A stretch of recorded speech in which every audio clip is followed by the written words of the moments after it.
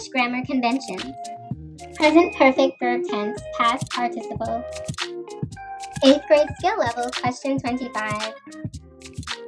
Me medicine, antidote your ignorance. Show some love and throw some bands on my Cash App. Cash App, hashtag, $, me medicine. Keep me fueled. I can continuously provide you with these builds, keep you in the know and up your knowledge game. Be sure to subscribe. English Foundation, verb tense, question 25. Complete the sentence with the present perfect form of the verb. As a gymnast, Olivia blanked several injuries, but fortunately, none resulting in severe or chronic pain. The task here is to shift the tense of have to its present perfect verb form. The perfect tense describes completed actions. Another way of saying this is the perfect tense usually tells about something that has, had, or will have happened. To form the perfect tense, use a form of the helping verb to have with the past participle of the main verb. The past participle of a verb is usually the same as its past tense form. Its simple past tense form, that is. But sometimes the verb is irregular. The present perfect tense tells about something that has happened or has started already. It uses a present tense form of the helping verb to have, which is either going to be has or have. Note that has corresponds to second person singular subjects, and have will be paired with the first person singular pronoun I, the first person plural pronoun we, the second person singular pronoun you, and all third person plural pronouns. All right, so that might have been a lot to digest mentally. Check out these examples. The sun has broken through the clouds. Note that here, has is the second person singular form of the verb to have. Again, it agrees with its singular subject, the sun. Also notice that the main verb broken is the past participle of the verb to break. The past participle verb form of break is obviously irregular. The verb form has broken is the correct present perfect tense. Now check out another example. John and Erica have played the violin for years.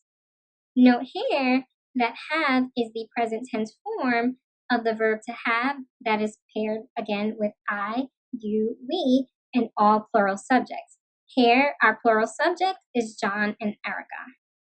So the present perfect tense have played correctly corresponds to its plural subject, John and Erica. All right, back to the original question, now for the solution.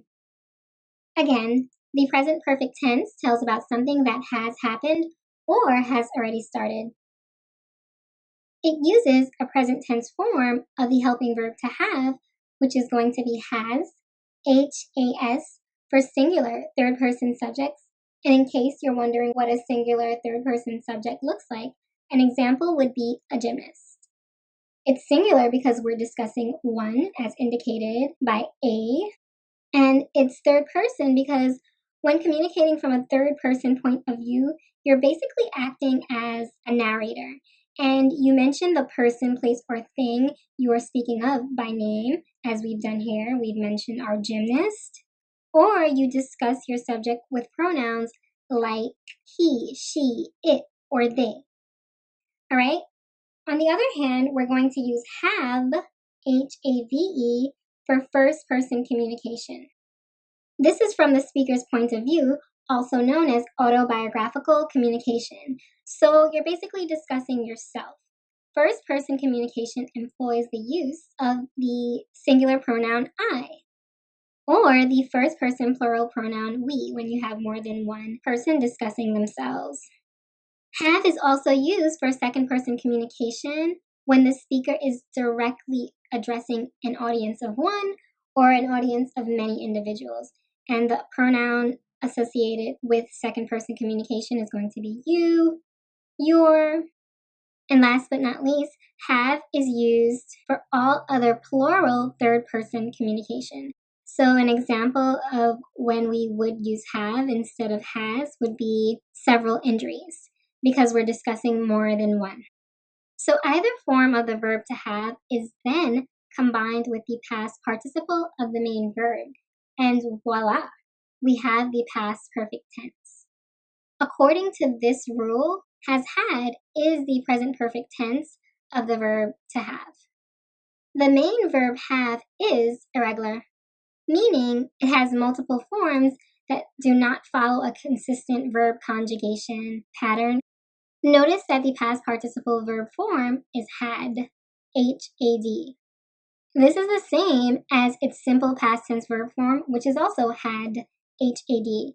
I'm highlighting this homogeneity because some tend to assume that the past participle verb form is always the same as the simple past tense verb form. This is only true for some regular verbs and a few exceptions, like the verb to have. Moving along, we have preceded had with the present tense form of the helping verb to have that agrees in number with the subject of the verb, Olivia. A singular third person noun. Basically, with everything I've just said, what I'm really trying to say is that has had is the correct present perfect tense verb form of to have.